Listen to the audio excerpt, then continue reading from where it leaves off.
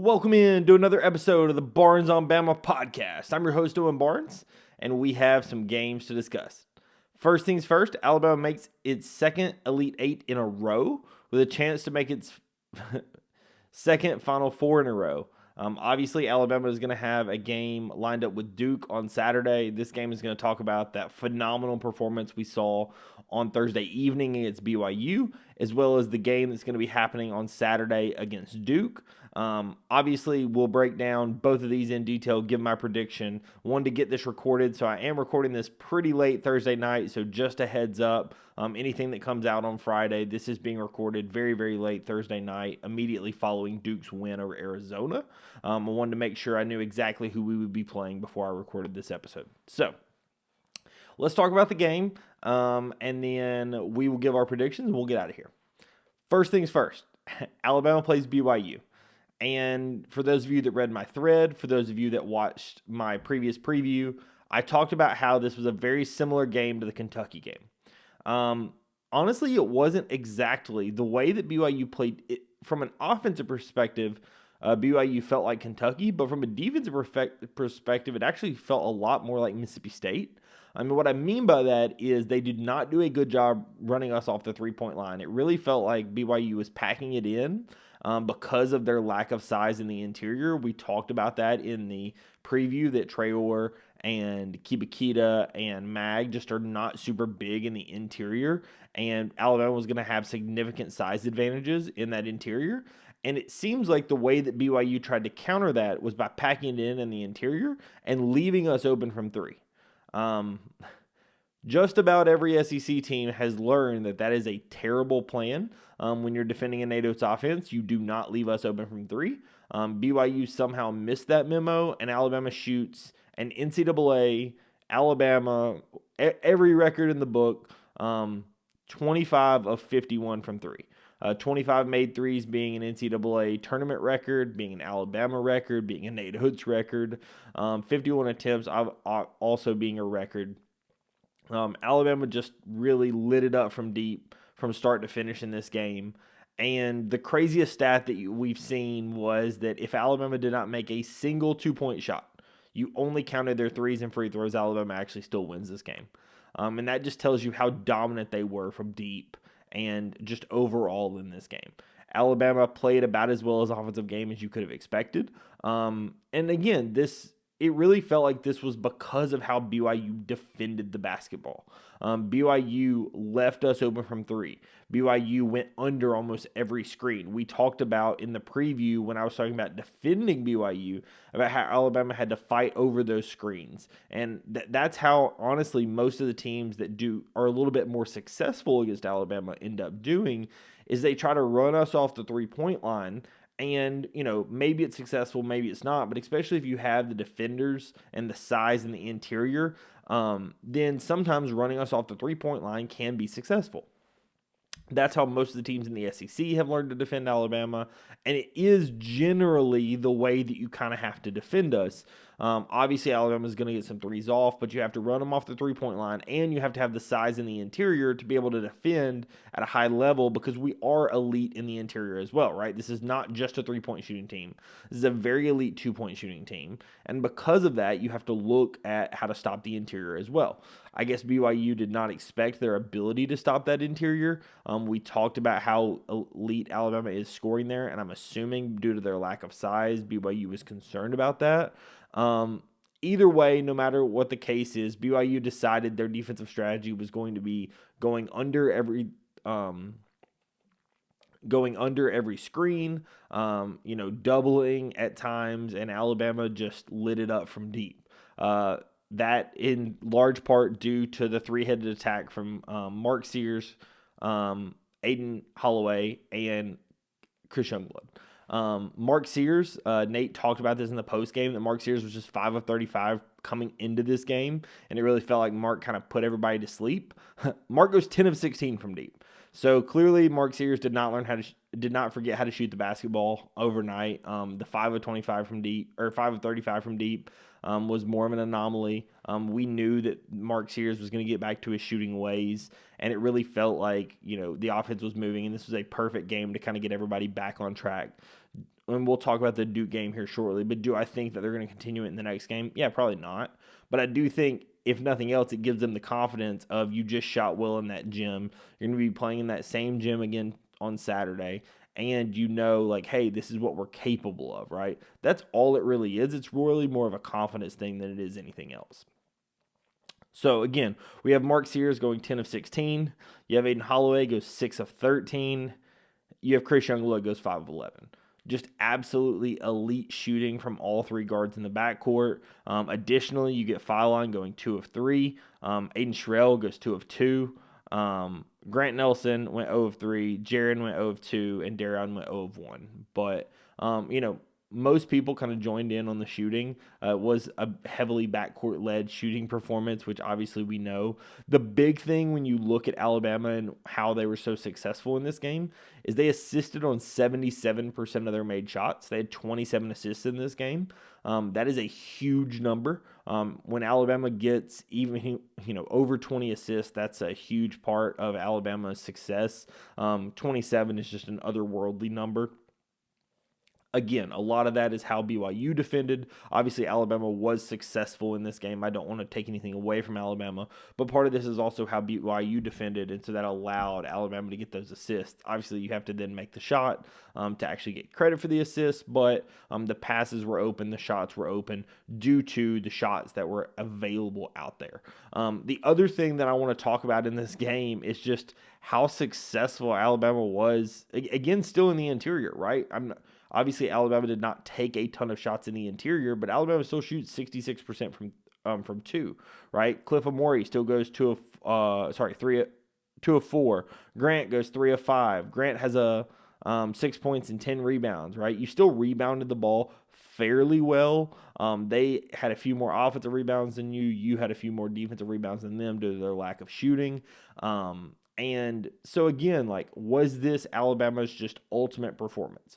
From a shooting perspective, absolutely, right? From a defensive perspective, I thought that Alabama did some good things. Alabama did some decent things on the three-point line. Obviously, some of it was also BYU just missing some open shots. They had some shooters that are good shooters that just did not shoot well. We also had Richie Saunders, which is their best shooter, only go 1 of 2 from deep, right? We ran him off the three-point line.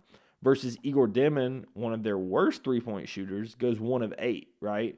Dimon, I talked about in the preview and in my thread that he is not their best three-point shooter. Out of the guys that they run out on the floor in the backcourt, just about everyone shoots over 36% from deep, with the exception of Dimon. And so that was a huge difference in this game, right? Nell did not shoot super well in this game. I don't know if part of that may have had to do with the fact that he ended up getting a bloody nose. He got his face kind of ran into Chris Youngblood's elbow when Chris caught a ball. And so Nell ends up bleeding, and that definitely, I'm sure, impacted him later on in this game. But Cannell did not shoot nearly as well as he has in some previous games. So obviously Alabama has a little success and good fortune in that sense.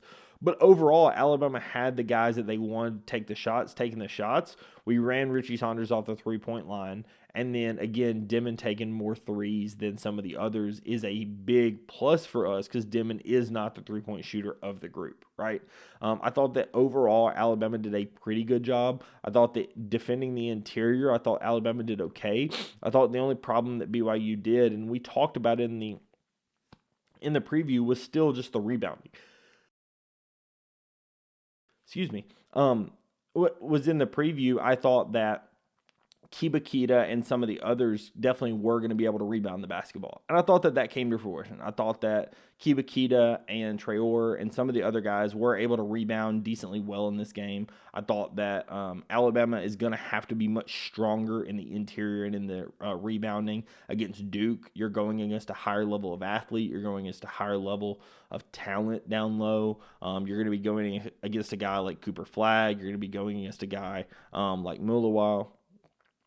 You've got multiple guys you're going to be going against for Duke that I think are really, really good rebounders, really good athletes, and you're going to have to fight much more in the interior in this next game than you had in the BYU game, right? BYU was much more 5 out, spread it out, similar to Alabama style versus Duke plays a much more different style, right? Credit to Alabama, though. I thought that Alabama executed their game plan to absolute perfection. Nate Oates kind of mentioned when he went into the locker room, like, hey, I told you guys our offense is built to torch a defense like this. It was, right? To me, this clearly was Alabama had the game plan perfectly set a line for how BYU was trying to play defense. And for whatever reason, BYU decided this was the defensive style they wanted to use to go against Alabama. After watching Alabama the last few years and all of Nate Oates' tenure, that's not the defense I would have run against Alabama. A couple of things that I immediately know not to run against Alabama: zone and going under ball screens, right? Just leaving us open from deep. That's generally bad ideas when you're talking about a Nate Oates defense. He does a really good job attacking both of those, and that was unfortunately what BYU decided. Fortunately for Alabama fans, that was what BYU decided to do. Alabama has a ton of success. Alabama wins this game going away. Could the defense be better? Sure. But when you score 113 points, there's not a whole lot to complain about. You win by 25, and you go on to just your third Elite Eight in school history and your second in a row, right? So just absolutely incredible for Alabama. We have set up a matchup with Duke that's going to be happening on Saturday. As of the time of this recording, I do not know the time of the game. I'm sure it's probably already come out. I will see at the very end if I can look it up. But as of this current moment, I'm not sure the time of the game for that Duke game. Okay, so we move on to the Elite Eight. And in the Elite Eight, Alabama will be facing Duke. Arizona tried to put up their best fight. Duke had a pretty solid lead. Arizona comes storming back with Caleb Love, Jaden Bradley. Unfortunately, a little too late. And Duke ends up winning the game and makes the Elite Eight. First and foremost, when you talk about this Duke team, you have to talk about Cooper Flagg, the potential National Player of the Year. Most people would argue it's either going to be Cooper Flagg or it's going to be Johni Broome. For my money, it's probably Cooper Flagg just because of what he's doing with the attention that he gets and the fact that he's a freshman. I think that all of that added together, I think that he is been a little bit more dominant, especially in the tournament. And when you look at a guy who's the Player of the Year, the tournament matters, right? Showing up at the biggest stage at the biggest moment matters. Cooper Flagg has 30 points in their win over Arizona and, just wills them to victory in certain moments in the game. He does a really, really good job handling the ball. He does a really good job on the rebounds.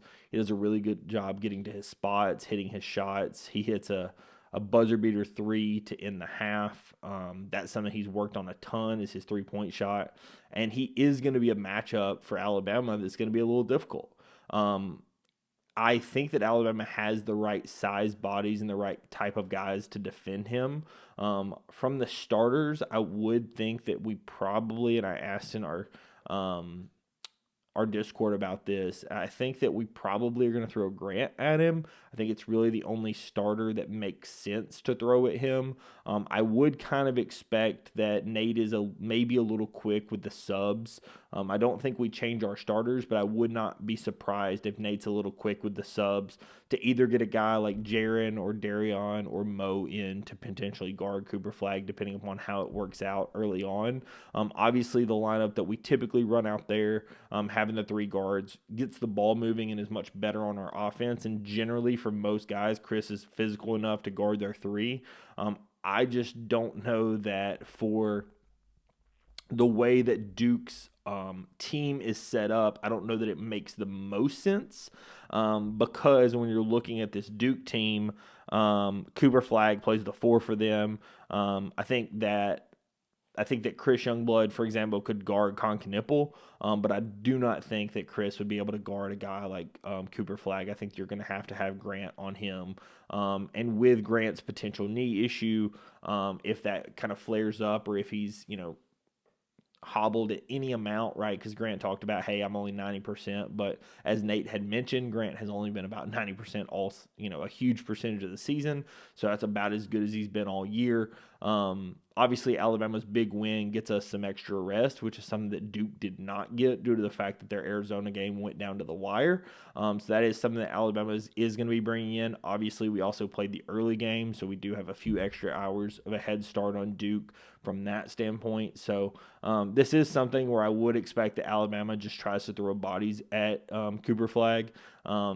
Obviously, as we've seen most of the year, even when you're talking about a guy like Janai Broom that plays much more in the paint, we have not done a lot of doubling, right? I would not expect Alabama to try to double. I would expect Alabama to match him straight up.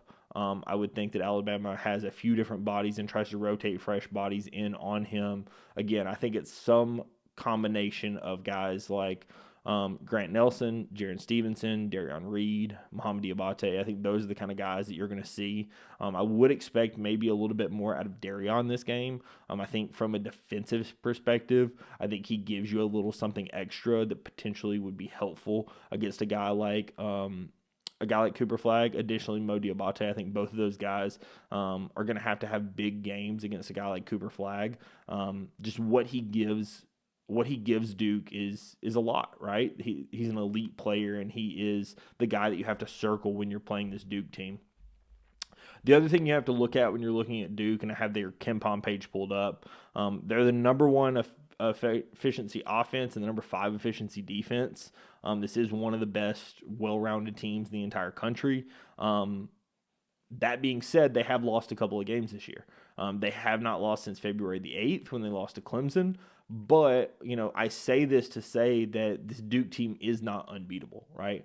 They lost to Clemson, they lost to Kansas, and they lost to Kentucky, right? I do think that when I look at their different games, Duke has not had a lot of games where the pace gets up a ton. The highest pace game they've had the entire season was 75 possessions, and it was that Kentucky game they ended up losing. I think that is maybe a spot that Alabama could have a little bit of success because Duke generally has done a good job grinding teams out with the defense, right? When you look at their KenPom page, if you're familiar with KenPom, the things that jump out at you are the bright reds or the dark blues. The dark blue on Duke's page is their average possession length on defense, right? So their defense does a good job grinding you to a halt. They average almost 20 seconds per possession on defense, and that's something that I would fully expect Alabama to try to do, right? Similar to what we saw in that St. Mary's game, rebound the basketball and get out and run, right? If you can get the defensive rebound, get out and run. If you can get the offensive rebound, kick it out. This is something where I do think that Alabama will be able to have some success potentially in that pace game. I do know that Duke has the athletes to be able to run with us, but I do think that Alabama is just different when you're talking about a pace thing. We talked about it with St. Mary's. We talked about it against Kentucky. We've talked about it all season, right? Alabama's pace is something that most teams are just not used to seeing at the level and at the competency that it currently is at. Another thing that I've noticed when I look at this Duke team that kind of surprises me is Duke does not run teams off the three-point line particularly well. I'm not going to say they're nearly as bad as BYU at this, right? I pointed out that BYU stat. BYU was around 340th in the entire country. That was a stat that just kind of jumped out at you. When you're playing Alabama, you expect a team to kind of try to run you off the three-point line a little more. Duke is around 150th, right? Around 38% of your opponent's shots are taken from the three-point line. That's not elite, that's not terrible, but that's kind of middle of the road. Again, when you're talking about playing a team like Alabama, that the reason I mention it is that is something to kind of keep an eye on is what is Duke's philosophy on, hard closeouts, etc., to keep us off the three-point line. I would suspect, especially post this BYU game and fresh on their mind of a lot of three-pointers, that they may try to run us off the three-point line. So if that is the case, then you need really good games out of Grant Nelson. You need a really good game out of Cliff Amore. You need really good games out of guys like Mohamed Diabate, or if Aiden Sherrill plays, or whoever you have in the interior. You need some really strong, really physical games. You need LeBaron going up strong with the basketball, right? This is not going to be a game where Alabama takes 53s. I feel fairly confident in saying that. Alabama's probably not going to take 43s. Depending upon how Duke closes out, it would not even shock me if Alabama takes less than 33s, right? This is a game that is much more similar to what Alabama has played the rest of the season in the SEC, right? Nate has talked about that 8-game stretch to close the season, and hey, you're not going to play another stretch like that. Those games prepared you for a game like this, right? Game in, game out in the SEC, wins, losses, what you learned prepared you for this game, right? That's why you schedule the games in the non-conference you schedule. That's why you play in the SEC. That's why you do what you do, right? The reason you built this roster is to play a game like this, right? So first and foremost, I think that the thing that you have to look forward to is I think that Alabama will be ready for this game, right? A lot of people kind of clowned Alabama for how they started against Robert Morris. And some people didn't even particularly love what happened in the St. Mary's game, albeit I disagree with that one. I think after this BYU game, people understand that Alabama is here to play and here to be legitimate. The question becomes, can Alabama win this basketball game? I'm firmly of the mindset, not even, and I'm not saying, if Alabama makes 25 threes. That's, of course, if Alabama makes 25 threes, they're not losing to anybody. That's a very obvious statement.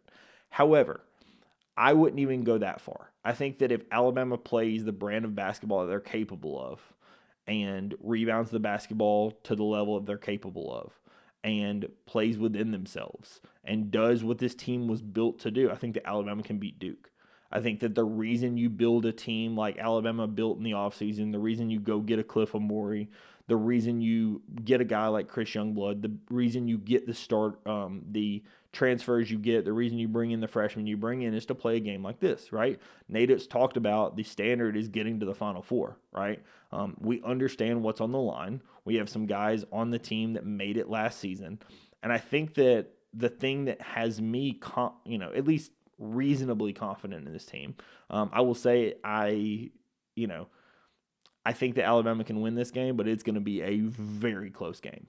The thing that has me feeling a little more confident is actually that most people look at Duke as this unbeatable team. People look at Duke as, they've got the National Player of the Year, and it's, Duke this and Duke that. And they, I saw some stat earlier that they're 10-0 in that building. They're in New Jersey, in the Prudential Center.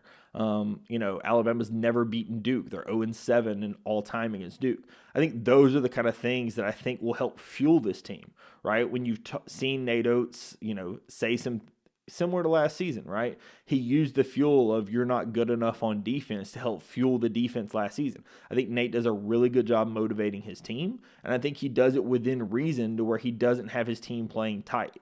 I do not expect Alabama to play tight in this game. I think Alabama is going to play like a team that knows what's at stake and that's been here before. And I think that that's something that you couldn't fully say last season because obviously this was our first Elite Eight in many years.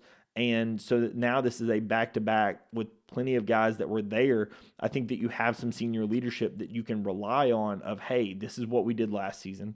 This is how we, obviously we've prepared to this level. This is how we are going to play basketball, and let's go out and show them what we prepared for, right? At the end of the day, my mindset is the reason you built this team is to play with a team like Duke, to play with a team like Auburn, to play with a team like Florida.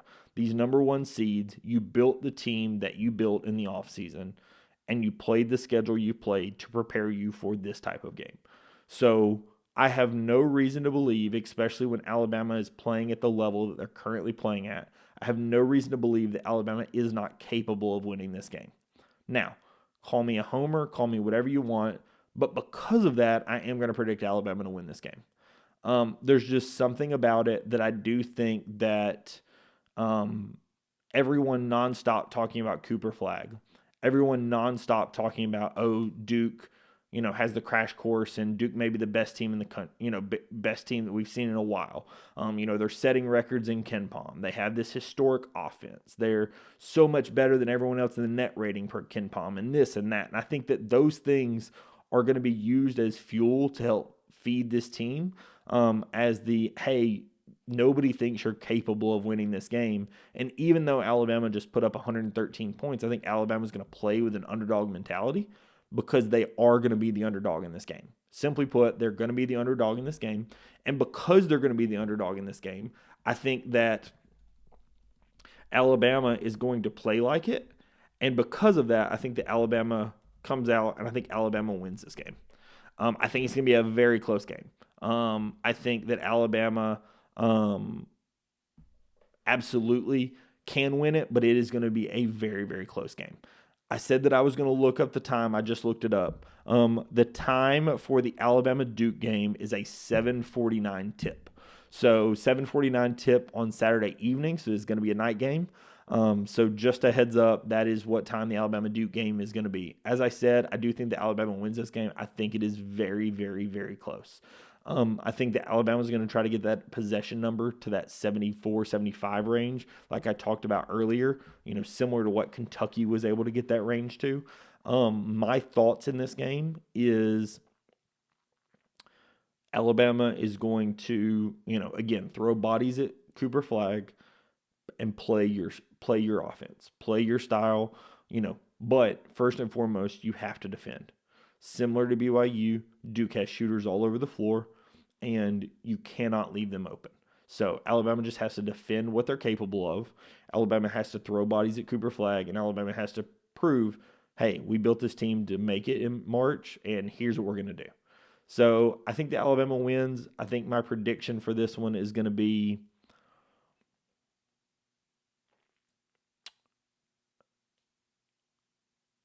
87 to 84. I think I'm going to go Alabama 87, Duke 84. Like I said, I do think that Alabama is capable of winning this game, but obviously Duke is an incredible team, and I think that this will be a very, very, very good basketball game. So that's what I have to say. I will be watching. I think I'm going to watch the game at Heat Pizza Bar again. So if you are in Tuscaloosa and you're interested in watching the game with me, come on down to Heat. I'll be watching the game there. Thank you so much for everyone for watching. I really appreciate all the support on these episodes. I will catch you in the next episode. Peace.